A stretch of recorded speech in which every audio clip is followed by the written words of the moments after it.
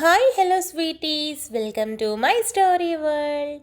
సరే కానీ ఒక మాట చెప్పు, నువ్వు వెయిట్ లాస్ అవ్వడానికి వేరే మార్గమే లేదా? అంటే నీకు ఇబ్బంది లేని డైట్ అండ్ ఎక్సర్సైజ్ ఉంటే రిజల్ట్ ఉంటుందేమో కదా అని సీత అనింది. ఉంటుంది సీత, కానీ ఫుడ్ మళ్ళీ యథావిధిగా తినేస్తాను, కంట్రోల్ అవ్వలేను. సో వెయిట్ లాస్ అయినట్టే ఉంటుంది కానీ అవ్వను అని రామ్ అన్నాడు. లేదు రాముడు, ఏదో ఒక టెక్నిక్ ఉంటుంది. సరేలే, మనం ఇక్కడి నుండి వెళ్ళాక దాని గురించి ఆలోచిద్దాం. ప్రస్తుతానికైతే నువ్వు నా కంటికి బాలగణేష్లా ముద్దుగా కనిపిస్తున్నావు అని సీత మురిపెంగా చూస్తూ చెప్పింది. సీత, లావు తగ్గితే నీకు ఇష్టమా అని రామ్ అడిగాడు. బాగుంటావు కదా, హెల్దీగా ఉంటావు, నీ ఇన్సెక్యూరిటీస్ అన్నీ దూరం పారిపోతాయి, కాన్ఫిడెంట్గా ఉంటావు. అన్నింటికీ మించి గీత నిన్ను చూసి కుళ్ళుకోవాలిగా, నా ప్లేస్ చూసి ఇంకా ఇంకా కుళ్ళుకోవాలిగా అని సీత నవ్వింది. రామ్ చిన్న స్మైల్ ఇవ్వడంతో, అన్నింటికి ఇలా నవ్వుతావా నువ్వు? అయినా నువ్వు ఎలా ఉన్నా నాకు ఇష్టమే రాముడు, నువ్వు నా బంగారం అని సీత తన చేతి వేళ్ళని పెదవుల మీద పెట్టుకొని ఒక మంచి ఫ్లయింగ్ కిస్ ఇచ్చింది. శాలిని, వైశాలి, రితు ఒక దగ్గర నిలబడుకొని ఉండడంతో బాబు అక్కడికి వెళ్ళి రితు అని పిలిచాడు. రితు వెనక్కి తిరిగి ఏంటన్నట్టుగా చూసింది. ఇలా రా అని బాబు దగ్గరికి పిలవడంతో రితు తప్పక బాబు దగ్గరికి వెళ్ళింది. సెల్ఫీ తీసుకుందామా అని బాబు అడగడంతో షాక్ అయిపోయింది. రా అని తన నడుం చుట్టూ చేయి వేసి దగ్గర లాక్కొని తన ఫోన్లో ఫోటో తీస్తూ ఉంటే రితు మాత్రం ఆశ్చర్యంగా బాబు వైపే చూస్తూ ఉంది. నన్ను కాదు, అక్కడ చూడు అని బాబు అనడంతో రితు ఫోన్ వైపు చూసింది. నవ్వు అని మళ్ళీ బాబు అనడంతో రితు చిన్న స్మైల్ చేసింది. ఆ నవ్వు బాబు కనుక బాగా గమనించినట్టయితే అందులో ఒక గమ్మత్తు, ఒక ఇష్టం, ఒక ఆశ్చర్యం, ప్రేమ అన్నీ కనిపించేవి. కానీ బాబు అదంతా చూడకుండా 4-5 సెల్ఫీలు దిగి 5 నిమిషాల పాటు తనతో మాట్లాడాడు. రితుకేం అర్థం కాక ఏంటి ఇలా బిహేవ్ చేస్తున్నాడు, సీత ఏదో చేసింది అని రితు అనుకుని వెనక్కి తిరగ్గా రామ్, సీత నవ్వుకుంటూ మాట్లాడుకుంటూ కనిపించారు. రితు, ఐస్ క్రీమ్ తిందామా అని బాబు అనడంతో చలిగా ఉంది కదా అని రితు అనింది. పర్లేదు, ఒక మంచి వామ్ హగ్ కూడా ఇస్తానులే పదా అని బాబు తన చేయి పట్టుకొని తీసుకువెళ్ళడంతో రితుకి ఆ క్షణాలు అలా ఆగిపోతే బాగుండనిపించింది. చాలా హ్యాపీగా అనిపించింది. సీత, నువ్వు ఏది చేసినా సరే నా కోసమే చేసావు. ఇదంతా ఒకవేళ అబద్ధమైనా పర్వాలేదు, ఈ అబద్ధంలో నేను సంతోషంగా ఉన్నాను అని మనసులోనే తనకి మనస్ఫూర్తిగా థ్యాంక్స్ చెప్పుకుంది. ఓయ్ అని పిలుపు వినిపించడంతో వైశాలి వెనక్కి తిరిగింది. నీతో మాట్లాడాలి అని భరత్ అనడంతో శాలిని నవ్వుతూ, అన్నయ్య మాట్లాడు మాట్లాడు, రాత్రి నేను గీతోపదేశం చేశాను అని అక్కడి నుండి జారుకుంది. ఏంటి శాలు ఏదో అంటుంది అని భరత్ అడగడంతో, ఏం లేదు, ఇంతకీ తమరు ఎందుకు పిలిచినట్టు, అది కూడా ఓయ్ అని, నా పేరు వైశాలి, వైషు అని ఒత్తి మరీ చెప్పింది. భరత్ నవ్వుతూ, నిన్ను ఆ పేరుతో ఏంటి 1,00,000 పేరులతో పిలవాలనిపిస్తుంది, బుజ్జి, బంగారం, చిట్టి, కన్నా, నాన్న, చిన్ను ఎలా పిలవాలనుంది అని భరత్ అన్నాడు. అబ్బో, బేబీ అక్కర్లేదా, డార్లింగ్ అక్కర్లేదా అని వైశాలి వెటకారంగా అడిగింది. అవన్నీ మన ప్రైవసీలో బాగుంటాయి అని భరత్ బ్లష్ అవుతూ చెప్పాడు. ఇదిగో, నువ్వు సిగ్గుపడకు, నాకు చచ్చిపోవాలనిపిస్తుంది అని వైశాలి అనడంతో, అబ్బా ఎప్పుడు అరుస్తూనే ఉంటావా, ప్లీజ్ మాట్లాడొచ్చుగా, నేను ప్రపోజ్ చేశాను, ఇంతవరకు రిప్లై ఇవ్వలేదు, రిప్లై చెప్పాల్సిందే, లేదంటే ఇదిగో ఇక్కడ చాలామంది ఉన్నారు, అందరి ముందు ముద్దు పెట్టుకుంటాను అంటే బుగ్గ మీదే లే అని భరత్ అన్నాడు. చంపేరా చంపే, ఊపిరి కూడా తీసుకొనివ్వవా, నువ్వు చెప్పావు, నేను రిప్లై ఇచ్చేదాకా ఆగలేవా, ఆత్రమా అని వైశాలి అడిగింది. నాకేమాత్రం లేదమ్మా, నా వయసుకే ఆత్రంగా ఉంది, నన్నేం చేయమంటావు, నిన్న మొన్నటి వరకు అసలు పెళ్లి ఆలోచన లేదు, ఎవరినైనా ప్రేమించాలి అన్న థాట్ కూడా లేదు, కాబట్టి నా శరీరం నా కంట్రోల్లో ఉంది, ఇప్పుడు నేను పెళ్లి చేసుకోవాలన్న ఫీలింగ్ మనసులో కలిగింది కదా, అందుకే కుదురుగా ఉండలేకపోతున్నా అని భరత్ అన్నాడు. పచ్చిగా మాట్లాడుతున్నావు అని వైశాలి అనింది. అంటే నీతోనే కదా, ఇవన్నీ పక్కన అమ్మాయికి చెప్పానంటే చెప్పించుకొని కొడుతుంది అని భరత్ అన్నాడు. ఇప్పుడు ఏంట్రా, నీకేం చెప్పాలి అని వైశాలి నీరసించిపోతూ అడిగింది. ఫస్ట్ ఆఫ్ ఆల్ నన్ను బావా అని పిలవాలి, మన వరుస అదే కదా, ఇకపోతే రెండోది నాకు రిప్లై ఇవ్వాలి అని భరత్ అడిగాడు. వైశాలి ఆలోచించి, సరే చెప్పు, మందు, సిగరెట్ లాంటి అలవాట్లున్నాయా, లేకపోతే ఫ్యూచర్లో లాంటివి ఏమైనా తెచ్చుకునే ఆలోచనలున్నాయా అని అడిగింది. లేదు, కూల్ డ్రింక్స్ కాస్త ఎక్కువగా తాగుతాను, అది బ్యాడ్ హ్యాబిట్ అని అమ్మ తిడుతూ ఉంటుంది, ఆ కూల్ డ్రింక్స్ ప్లేస్లో జ్యూసెస్ని రీప్లేస్ చేయాలనుకుంటున్నాను, బట్ ఇంతవరకు అటువైపు స్టెప్ తీసుకోలేదు అని భరత్ చెప్పాడు. నిజంగా నీ లైఫ్లో ఏ ఒక్క అమ్మాయి లేదా, అట్లీస్ట్ క్రష్ అని వైశాలి అడిగింది. ఎందుకు లేదు, నేను బీటెక్ చేసేటప్పుడు నా సీనియర్ బాగా నచ్చింది, బట్ నాకు క్రష్ అవ్వక ముందే పెళ్లి చేసుకొని కాలేజ్కి వస్తుంది అని తెలిసింది, ఇంకేం చేస్తాం, మూసుకుంటాం, ఇంకొక దగ్గర అంటే నేను ముందు ఢిల్లీలో వర్క్ చేశాను. అక్కడ మా ఆఫీస్లో ఒక అమ్మాయి బాగా నచ్చేది. బట్ పెళ్ళి చేసుకోవాలనిపించలేదు. జస్ట్ కళ్ళకి మాత్రం బాగా నచ్చింది. ఎందుకంటే అక్కడ చాలా మోడ్రన్గా ఉండేవాళ్ళు. వాళ్ళలో ఆ అమ్మాయి మాత్రం చాలా ట్రెడిషనల్గా వచ్చేది. అదే నన్ను బాగా అట్రాక్ట్ చేసింది అని భరత్ చెప్పాడు. ఇవన్నీ పక్కన పెడితే ఈ చిలక కొట్టుడు లాంటి పనులు ఏమైనా ఉన్నాయా అని వైశాలి తన ఐబ్రోస్ని పైకి పెట్టి కళ్ళు చిన్నవి చేసి డౌట్గా చూస్తూ అడిగింది. భరత్ తల కొట్టుకొని అవన్నీ చేసి ఉంటే ఇప్పుడు ఇంత ఆత్రపడేవాడినే కాదు. ఆ అవకాశం రాలేదమ్మా. ఇప్పుడు నువ్వు కనుక ఒప్పుకోలేదనుకో నాకున్న తిమ్మిరికి ఏదో ఒక దగ్గర కాలు జారేలానే ఉన్నాను అని భరత్ అన్నాడు. వైశాలి చంపేసేలాగా చూస్తూ పెళ్ళయ్యాక భార్యని ఎలా చూసుకుంటావు అని అడిగింది. ఎలా అంటే మామూలుగానే. స్పెషల్గా ట్రీట్ చేయాలా? అమ్మో అలాంటి అబద్ధం నేను చెప్పలేను. అలా చెప్పి చేయలేదనుకో గొడవలు వస్తాయి. నేను చాలా నార్మల్గా చూసుకుంటాను. ఎప్పుడైనా హెల్త్ బాగోలేకపోతే నేను తప్పకుండా సాయం చేస్తాను. నార్మల్ టైంలో ఓపిక లేదు అన్నా కూడా హెల్ప్ చేస్తాను. అమ్మ నాన్నని చూడాలి అంటే తీసుకెళ్ళి చూపిస్తాను. దూరంగా ఉంటే వాళ్ళని గుర్తు రాకుండా ఉండేలా అఫెక్షన్ చూపిస్తాను. ఇంట్లోనే బోర్ కొడుతుంది అనుకోకుండా వారంలో 2 రోజులు వారానికి సరిపడా సంతోషపడేలా తిప్పుతాను. ఇక నా జీతం హ్యాపీగా బాగా సరిపోతుంది. కాబట్టి చిన్న చిన్న షాపింగ్లు, అప్పుడప్పుడు గిఫ్ట్లు, అన్నింటికి మించి ప్రేమని ఇదిగో ఈ చేతల్లో బాగా ఎక్కువగా చూపిస్తాను. అంటే అది కొన్నాళ్ళని కాదు ఎప్పటికీ అని భరత్ చెప్పాడు. భరత్ మాటలు వైశాలికి బాగా నచ్చాయి. ఏది కూడా అతిగా చెప్పలేదు. రియాలిటీకి దగ్గరగా అనిపించి నచ్చినా బయటపడకుండా సరే సరే నీ ప్రపోజల్ని రిజెక్ట్ చేయట్లేదు, అలా అని యాక్సెప్ట్ కూడా చేయట్లేదు, హోల్డ్లో పెట్టాను, 2 రోజులు ఆగు అప్పుడు చెప్తాను అని వైశాలి అనింది. భరత్ నవ్వుతూ అయితే నువ్వు ఓకే చేసినట్టే అని అన్నాడు. ఇదిగో ఆ కంగారే వద్దు అని వైశాలి అనడంతో మా బంగారం కదా ఒప్పుకో, ఈ లైఫ్కి నాకు జీవితాన్ని ఇచ్చే, అలా పడి ఉంటానంతే. ఇంకొక మేజర్ థింగ్, మా అమ్మ చాలా కలివిడిగా ఉంటుంది. నువ్వు కూడా అలాంటి అమ్మాయే అనుకో. గొడవలు పడకూడదు, ఇద్దరు కలిసి హ్యాపీగా ఉండాలి. మా అమ్మ మీద నీకు ఏ చిన్న అబ్జెక్షన్ ఉన్నా ధైర్యంగా మా అమ్మకి చెప్పొచ్చు, వెంటనే మార్చుకుంటుంది పసిపాప లెక్క. అలానే మా అమ్మ ఏదైనా నచ్చకపోయినా నీకు అలాగే చెప్తుంది. తన క్యారెక్టర్ అలాంటిదే. అప్పుడు నువ్వు కూడా చేంజ్ అవ్వడానికి ట్రై చేయాలి. నేనెందుకు మారాలి అని అనుకోవద్దు. మనకి ఇష్టమైన వాళ్ళ కోసం కొంచెం చేంజ్ అయితే తప్పేం కాదు. ఇదంతా ఎందుకు చెప్తున్నా అంటే ఫ్యామిలీ అంటే ఫ్యామిలీ లాగే ఉండాలి, విడిపోకూడదు కాబట్టి అని భరత్ చెప్పాడు. వైశాలి ఆ మాటకి ఇంకా ఇంప్రెస్ అయింది. శాలిని ఒక్కటే ఫొటోస్ తీసుకుంటూ ఉండగా ఫోన్ చేతుల్లో నుండి జారిపోవడంతో అయ్యయ్యో అని కళ్ళు మూసి తెరిచేలోపు ఫోన్ ఎదురుగా ఉన్న వ్యక్తి పట్టుకొని ఉండడంతో రిలాక్స్గా ఫీల్ అయ్యి థ్యాంక్ యూ సో మచ్, మీరెప్పుడూ నాకు హెల్ప్ చేస్తూనే ఉంటారా అని శాలిని అడిగింది. ప్రణయ్ అర్థం కానట్టు చూశాడు. కొంపతీసి మీరు గోపాల సినిమాలో వెంకటేష్ గారికి హెల్ప్ చేయడానికి పీకే గారు వచ్చినట్టుగా నాకు హెల్ప్ చేయడానికి మీరు వచ్చారా ఏంటి? మీరు సాయిబాబానా లేదా ఆ శివయ్యనా? కొంపదీసి ఆ రామయ్య కాదు కదా అని శాలిని గడ్డం కింద వేలు పెట్టుకొని తీక్షణంగా చూస్తూ అడిగింది. ఓయ్ ఏం మాట్లాడుతున్నావు అని ప్రణయ్ నవ్వుతూ అన్నాడు. అంటే మీరు దేవుడు కాదా మనిషేనా అని తన వేలితో చేతిని టచ్ చేసి మనిషే కానీ కరెక్ట్గా నాకు హెల్ప్ చేయడానికి ఎలా వస్తున్నారు అని శాలిని అడిగింది. నేనెక్కడొచ్చాను?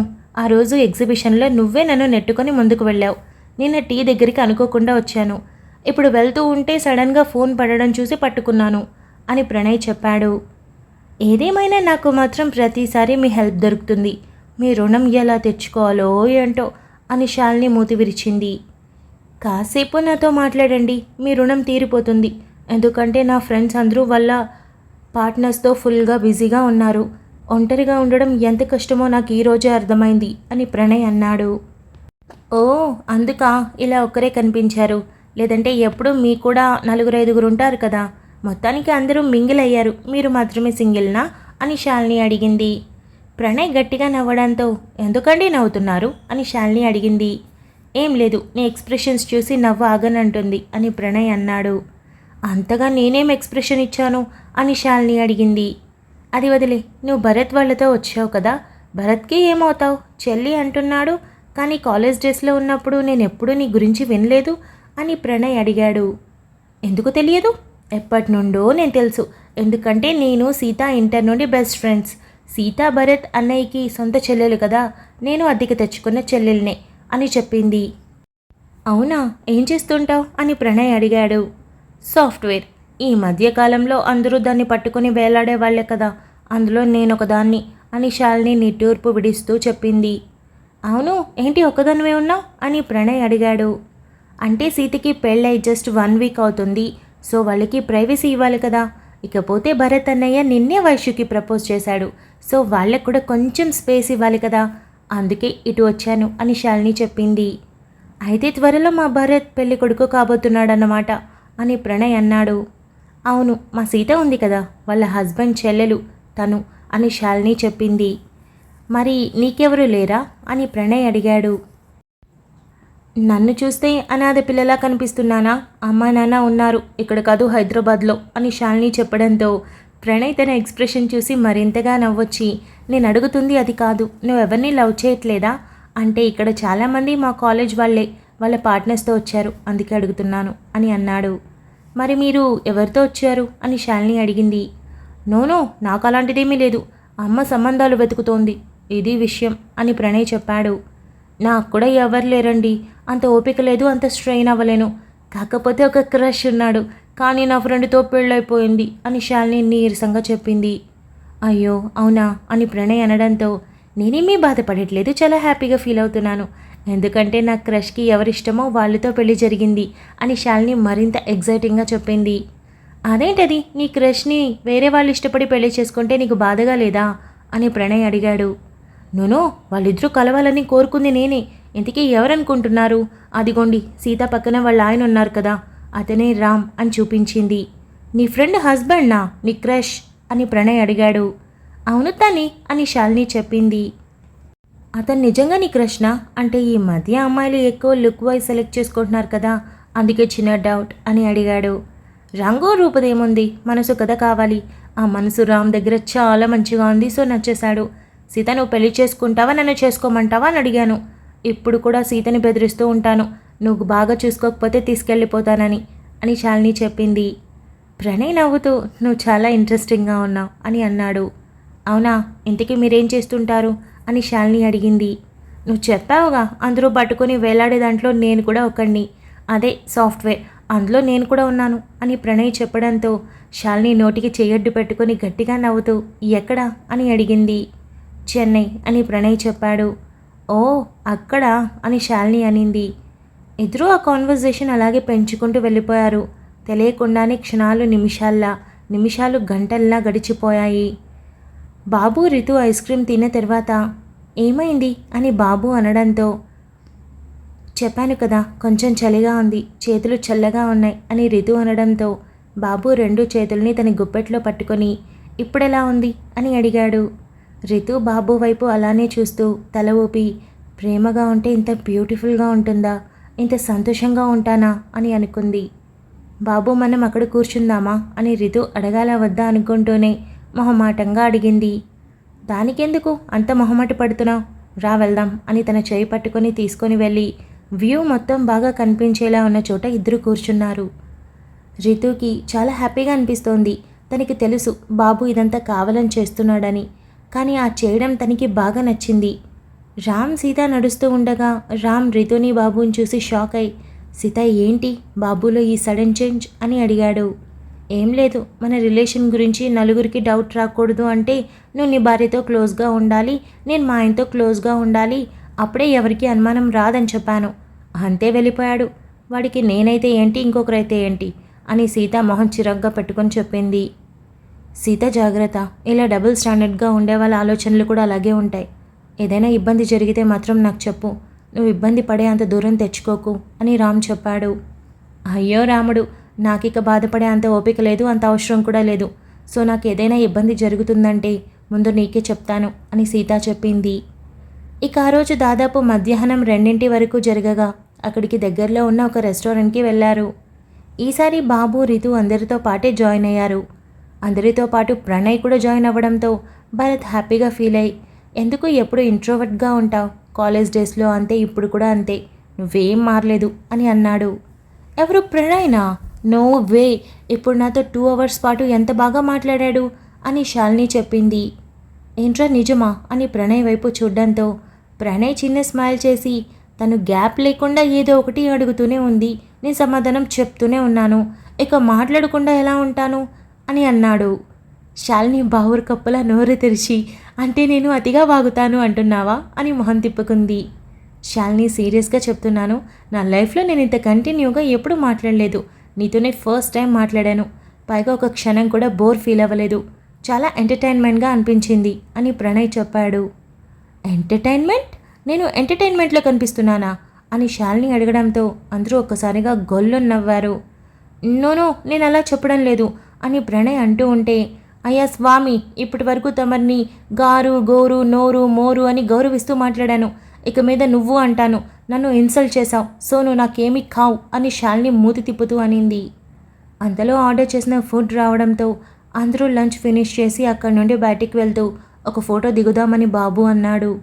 అందరూ ఒప్పుకోవడంతో బాబు అందరినీ ఫొటోస్ 4-5 సార్లు క్లిక్ మనిపించి ఆ ఫోటోలో సీతని ప్రత్యేకంగా ఫ్రేమ్ చేసి సేవ్ చేసుకున్నాడు. సీత ఫుడ్ కాస్త హెవీ తినడంతో రామ్ చేతి చుట్టూ 2 చేతులు వేసి భుజం మీద తలవాల్చి, రామ్ పొట్ట నిండిపోయింది, ఎక్కువగా తినేశాను, నడవలేకపోతున్నా అని అనింది. సీత రామ్ భుజం మీద పడడం చూసిన బాబుకి అది ఎంతమాత్రం నచ్చక సీతకి మెసేజ్ చేశాడు. సీత ఆ మెసేజ్ చూసి ఏం పట్టించుకోకుండా తన పాటికి తను రామ్తో టైం స్పెండ్ చేసింది. ఆ రోజు మొత్తం బయట గడిపిన అందరూ రిసార్ట్కి చేరుకునేసరికి రాత్రి 8 గంటలు అవ్వడంతో అప్పుడు ఫ్రెష్ అయ్యి అందరూ డిన్నర్కి వెళ్ళాలని డిసైడ్ అయి రూమ్స్లోకి వెళ్తూ ఉండగా బాబు రామ్ని పిలిచాడు. సీత కూడా వెనక్కి తిరిగి చూసి, ఏమైంది బాబు అని అడిగింది. ఏం లేదు, నేను వచ్చిన దగ్గర నుండి రామ్తో సరిగా మాట్లాడలేదు కదా, ఒక 5 minutes మాట్లాడదామని. నువ్వెళ్ళు సీత అని అనడంతో వీడేదో తేడాగా మాట్లాడేలాగా ఉన్నాడనుకొని సీత రామ్ వైపు చూసి నవ్వి కన్ను కొట్టి వెళ్ళిపోయింది. మనం అటువైపు బయటికి వెళ్ళి మాట్లాడదామా, ఇక్కడ రూమ్లోకి వెళ్ళేందుకు అందరూ వస్తూ ఉంటారు కదా అని బాబు అనడంతో రామ్ తల ఊపి బాబు వెంట నడిచాడు.